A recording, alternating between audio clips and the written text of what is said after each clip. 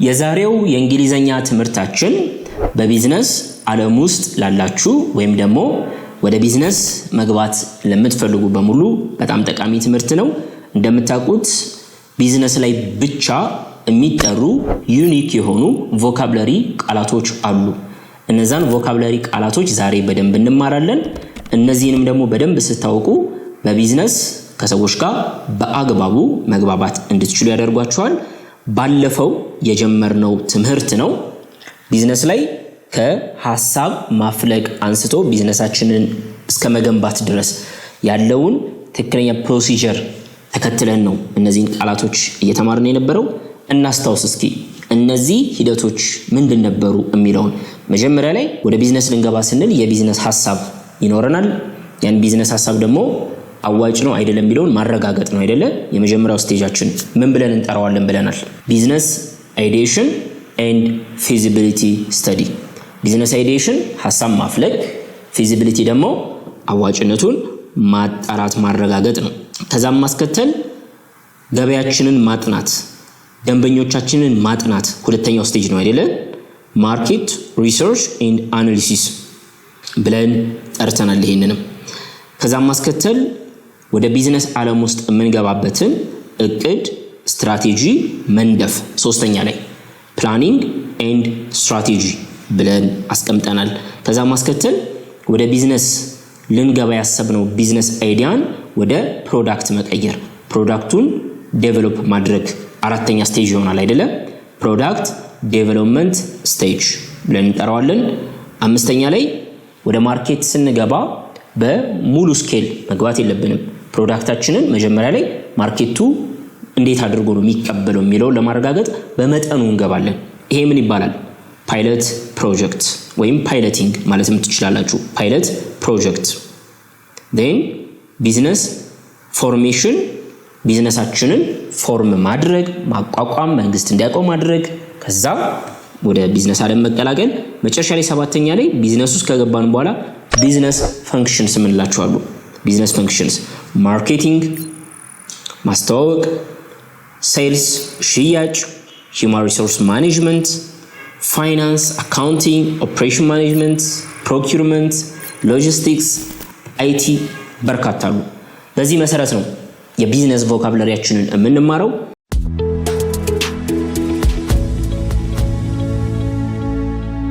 ዛሬ ክፍል 2 ነው። መጀመሪያ ላይ ቢዝነስ አይዲዬሽን ኤንድ ፊዚቢሊቲ ምን ማለት ነው አይተናል።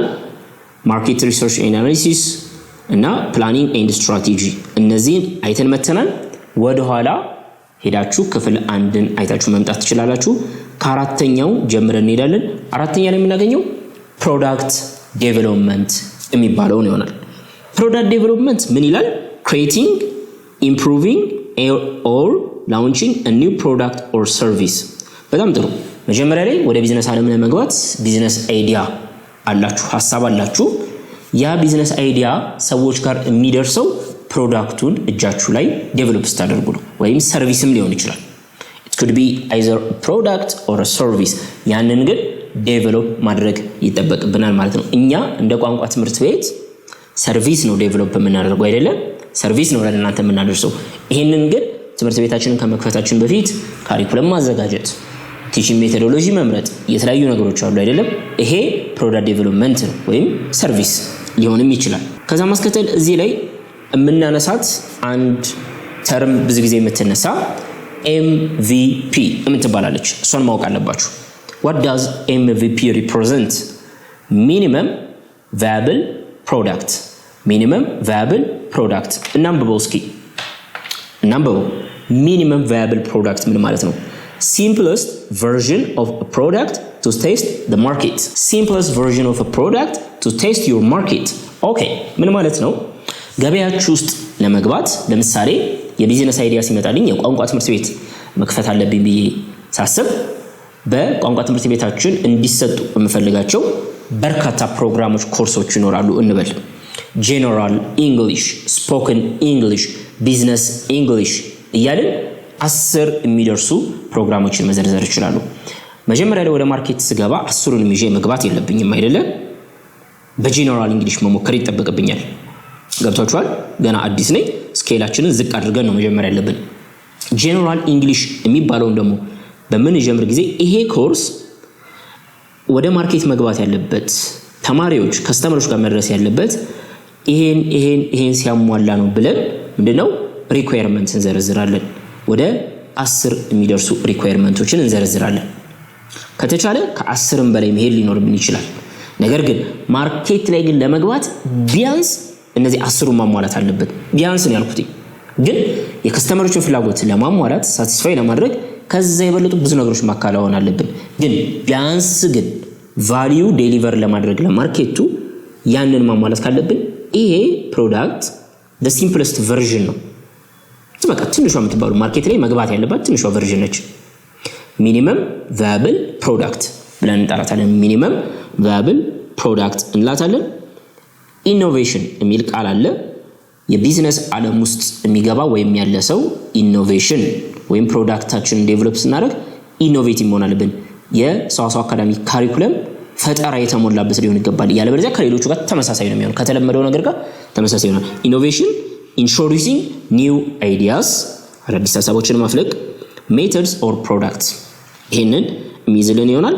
then እዚሁ ፕሮዳክት ዴቨሎፕመንት አራተኛው ስቴጅ ላይ ፕሮዳክት ላይፍ ሳይክል ምን ይላል አይደለ? ፕሮዳክት ላይፍ ሳይክል ምን ይላል? stages of a product from introduction to decline አንድ አዲስ ፕሮዳክት ወደ ማርኬት ይዛችሁ ስትገቡ መጀመሪያ ላይ ዲማንድ በደንብ ይመጣል ብለን እንጠብቃለን። ያን ፕሮዳክት ሰዎች በደንብ ይፈልጉታል። ከዛስ ፕሮዳክታችንን እንሸጣለን። ከዛስ ያ ዲማንድ ይሄድና ሰዎች ከዛ ፕሮዳክት ጋር የሚኖራቸው ግንኙነት የሆነ ሰዓት ላይ ማቹሪቲ ላይ ይደርሳል። ስለዚህ ሰዎች ያ ፕሮዳክት አዲስ ነገር ይዞ የማይመጣ ከሆነ አይገዙትም። ስለዚህ ምን ይደረጋል? ሪፎርም ይደረጋል። አዲስ ነገር እንጨምርበታለን። እንደዛ አድርገን እንቆይና መጨረሻ ላይ ግን ፕሮዳክቱ መቆም ሊኖርበት ይችላል። ይሄ ሳይክል ፕሮዳክት ላይፍ ሳይክል ብለን እንጠራዋለን ማለት ነው። ስለዚህ ፕሮዳክት ዴቨሎፕመንት አራተኛው ስቴጃችን ይሄ ነው። ብዙ ነገሮች ሊነሱ ይችላሉ፣ ግን እኛ ሃይላይቱን ብቻ ነው ያየን የምንሄደው። አምስተኛ ላይ ፓይለት ፕሮጀክት ብለናል። ፓይለት ፕሮጀክት ምን ማለት ነው? ስሞል ስኬል ትራያል ኦፍ ፕሮዳክት ኦር ፕሮጀክት። ስለዚህ ወደ ማርኬት ይዘን የምንመጣውን ፕሮዳክት በትንሹ ለሙከራ ለሽያጭ ለትርፍ ብለን ሳይሆን ፕሮዳክታችንን ለማርኬቱ ማስተዋወቅ እና በመጠኑ ሞክር አድርገን ፊድባኮችን መሰብሰብ ይሆናል ማለት ነው። እዚህ ጋር ሁለት ነገሮችን እናነሳለን። ፊድባክ፣ ኢተሬሽን። ፊድባክ ምን ማለት ነው? opinions or reactions from users to improve a product ፕሮዳክታችንን ለማሻሻል ከተጠቃሚዎች የሚገኝ ሐሳብ ግብአት ፊድባክ እንለዋለን። ሌላኛው ኢተሬሽን means repeating cycles of testing and improvement። ስለዚህ ኢተሬሽን ማለት በጣም ተደጋጋሚ የሆነ ሐሳብ የመሰብሰብና የማሻሻል የመሞከር የማሻሻል ሂደት ኢተሬሽን እንለዋለን። ይሄ ፓይለት ፕሮጀክት ፌዝ ላይ ነው ማለት ነው። ስለዚህ ፕሮዳክት ዴቨሎፕ አደረግን፣ በመጠኑ ቴስት አደረግን ነው አይደለ? ከዚህ ጋር የሚያያዘው ስድስተኛ ላይ ያስቀመጥኩትኝ ቢዝነስ ፎርሜሽን፣ ቢዝነሳችንን ማቋቋም ወይም ደግሞ ቢዝነስ ሬጅስትሬሽንም ማለት እንችላለን። ቢዝነስ ሬጅስትሬሽን ምን ማለት ነው ስንል ኦፊሻሊ ሬጅስተሪንግ a business with government authorities። ስለዚህ በመንግስት እውቅና ፈቃድ የተሰጠው ቢዝነስ እንዲኖርን ሄዶ ማስመዝገብ ቢዝነስ ሬጅስትሬሽን ብላችሁ መያዝ ትችላላችሁ። ሌጋል ስትራክቸር የምትባላለች። ሌጋል ስትራክቸር ቢዝነሳችን የሚመዘገብበት የህጋዊ ስትራክቸር ምንድነው? ለብቻ ሄጄ ቢዝነሴን ማቋቋም ከሆነ ምን ልንለዋለን? ሶል ፕሮፕራይተርሺፕ ወይም ደግሞ ፓርትነርሺፕ ከሌሎች ሰዎች ጋር አንድ ላይ ከሆናችሁ ወይም ደግሞ ፕራይቬት ሊሚትድ ካምፓኒ PLC ወይም ደግሞ ሼር ካምፓኒ። ይሄ ምንድነው? የቢዝነስ ሌጋል ስትራክቸር መለያ ነው ማለት ነው። እዚህ ጋር የምሰጣችሁ ቃላቶች ላይሰንሲንግ የምትላለች። ላይሰንሲንግ permission to operate legally in a particular sector። ላይሰንሲንግ ምንድነው? ፈቃድ ማግኘት ነው። እዛ ሴክተር እዛ ኤሪያ ላይ ለመስራት የምታገኙት ፈቃድ ላይሰንሲንግ ወይም ላይሰንስ። ሌላኛዋ ኮምፕላያንስ የምትል ቃል አለች። ኮምፕላያንስ ምን ማለት ነው? ኮምፕላያንስ ቢዝነስ እናቋቁም መንግስት ያስቀመጣቸውን ህጎች መከተል ይጠበቅብናል አይደለ? ህጎችን መከተል ኮምፕላያንስ እንለዋለን ማለት ነው። ሌላኛው ሼር ሆልደርስ ሲባል እንሰማና አይደለም? ሼር ሆልደርስ ሁሉም የቢዝነስ አይነቶች ላይ የሚገኝ አይደለም። ለምሳሌ ሼር ካምፓኒዎች ላይ እነሱ ላይ ማንሳት እንችላለን። እነሱ ላይ ሼር ሆልደሮች አሉ አይደለም? ስለዚህ ሁሉም ተመሳሳይ ሼር ላይ ኖር ይችላል። የዛ ካምፓኒ ድርሻቸው ማለት ነው ሼር የምንለው። ከዛ ማስከተል አርቲክልስ ኦፍ አሶሲዬሽን። አርቲክልስ ኦፍ አሶሲዬሽን ምን ማለት ነው? አርቲክልስ ኦፍ የመመስረቻ ደንብ ማለት ነው አይደለ? በተለምዶ ምን ነው አርቲክልስ ኦፍ አሶሲዬሽን የመመስረቻ ደንብ። ሶ ቢዝነስ ፎርሜሽን ላይ እነዚህ በመጠኑ ከታወቁ ይበቃናል። ሌላኛው ቢዝነስ ውስጥ ከገባን በኋላ የተለያዩ ቢዝነስ ፈንክሽኖች አሉ። እነሱን ነው አሁን የምናየው ማለት ነው። ሶ ቢዝነስ ፈንክሽን ላይ መጀመሪያ ላይ የምናስቀምጠው ማርኬቲንግ። ማርኬቲንግ ምን ማለት ነው? ማርኬቲንግ ምን ማለት ነው? activities to promote products and attract customers።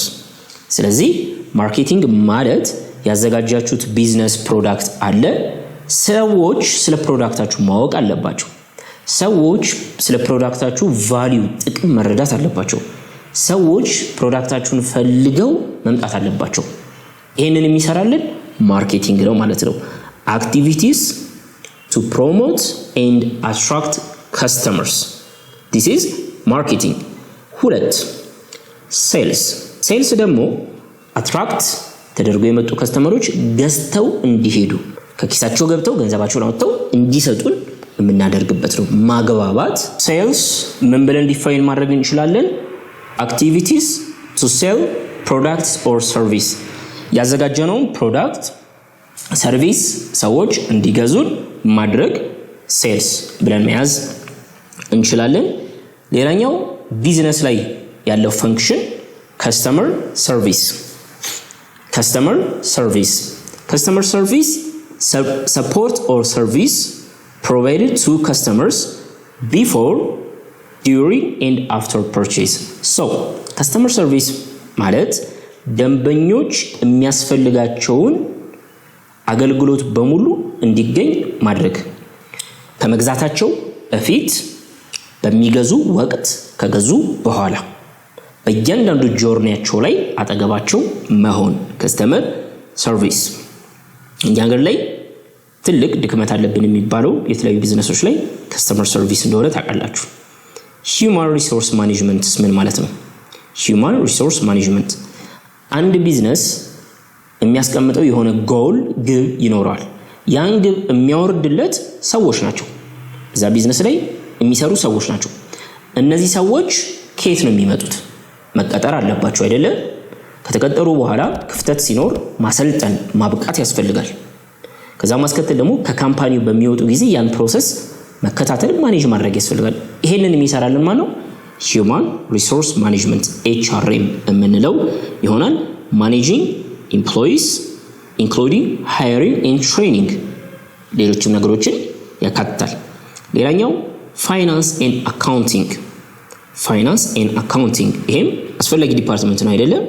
ሶ ፋይናንስ የሚለውን ማኔጂንግ ማኒ ኢንቨስትመንት ኢን በጀት፣ አካውንቲንግ የሚለው ደግሞ ሪኮርዲንግ ኤንድ ሪፖርቲንግ ፋይናንሻል ትራንዛክሽንስ በፋይናንስ ውስጥ የሚከናወኑ ግብይቶችን በሙሉ መመዝገብ፣ ከዛ ማስከተል ደግሞ ሪፖርት ማውጣት፣ ዘገባ ማውጣት አካውንቲንግ ነው። ከዚህ በመነሳት ደግሞ ውሳኔዎችን መወሰን፣ ፕላን ማድረግ፣ በጀት መስራት፣ እነዚህ ነገሮች የፋይናንስ ይሆናሉ ማለት ነው። ስለዚህ አንድ ቢዝነስ ላይ ያለውን ከገንዘብ ጋር የተገናኙ ሁኔታዎችን በሙሉ ማኔጅ የምናደርገው ደግሞ ፋይናንስ ኤንድ አካውንቲንግ በምንለው ይሆናል ማለት ነው። ሌላኛው ኦፕሬሽናል ማኔጅመንት ወይም ኦፕሬሽንስ ማኔጅመንት የምንለው አይደለም? ኦፕሬሽንስ ማኔጅመንት ይሄ ደግሞ ቢዝነሱ ቀን በቀን የሚሰራቸውን ስራዎች ምንድነው ዋና ስራዎቹን ማኔጅ ማድረግ ነው። ኢንሹሪንግ ዴይሊ ቢዝነስ አክቲቪቲስ ራን ስሙዝሊ ዴይሊ የሚከናወኑ ክንውኖችን ስሙዝሊ እንዲሄዱ ማድረግ ኦፕሬሽንስ ማኔጅመንት ብለን መጥራት እንችላለን። በጣም ብዙ መዘርዘር ይቻላል። የቢዝነስ ትምህርት ስላልሆነ ዲቴይል አንገባበትም ማለት ነው። ሶ ከቢዝነስ ጋር የተገናኙ ቮካብለሪዎችን ተርሞችን ጠቅለል ባለ መልኩ ከላይ ነው ያየነው። በቀጣይ የሚያስፈልጉንን ከነዚህ ስፒክ ያደረግን ለብቻቸው በዲቴል እናያለን። ለምሳሌ በቀጣይ አካውንቲንግ ኤንድ ፋይናንስ እዚህ ላይ ብዙ የሚነሱ ተርሞች አሉ አይደለም? ለምሳሌ ሬቨኒው፣ ኤክስፔንስ፣ ፕሮፊት፣ አሴት፣ ሊያቢሊቲ፣ ባላንስ ሺት፣ ፕሮፊት ሎስ ስቴትመንት ብዙ የምንጠራቸዋለሁ አይደለም? ወይም ኢንካም ስቴትመንት። እነዚህን ተርሞች የምናውቀው ፋይናንስ ኤንድ አካውንቲንግ ቮካብለሪ ስንማር ይሆናል ማለት ነው። ስለዚህ በቀጣይ እነዚህ ላይ ትኩረት አድርገን የምንመጣ ይሆናል ማለት ነው። አይ ሆፕ ጠቅሟችኋል። እዚህ ላይ ፎከስ አድርገ ደግሞ ብታስተምረን የምትሉኝ ካለ አሳውቁኝ፣ ማስተምራችሁ ይሆናል። በሰዋስው አካዳሚ እንደምታውቁት ኦንላይን ካላችሁበት ሆናችሁ እንግሊዘኛን የምትማሩበት መንገድ አለ። በመሆኑም ፍላጎታችሁ ምንም ይሁን ምን ቢዝነስ ላይ ያላችሁን እንግሊዘኛ ማሳደግ ሊሆን ይችላል፣ ወይም በስራ ቦታችሁ በእንግሊዘኛ ቋንቋ ብዙ ተቸግራችሁ እዛ ላይ ለውጥ ማምጣት ፈልጋችሁ ሊሆን ይችላል። ብዙ ነገሮች አሉ። እነዚህ ነገሮች ላይ ሰርታችሁ ለመቀየር የምትፈልጉ በሙሉ እንግሊዘኛን እኛ ጋር ኦንላይን መማር ትችላላችሁ። በ0923 052061 የደወላችሁ ሙሉ መረጃ መውሰድ ትችላላችሁ።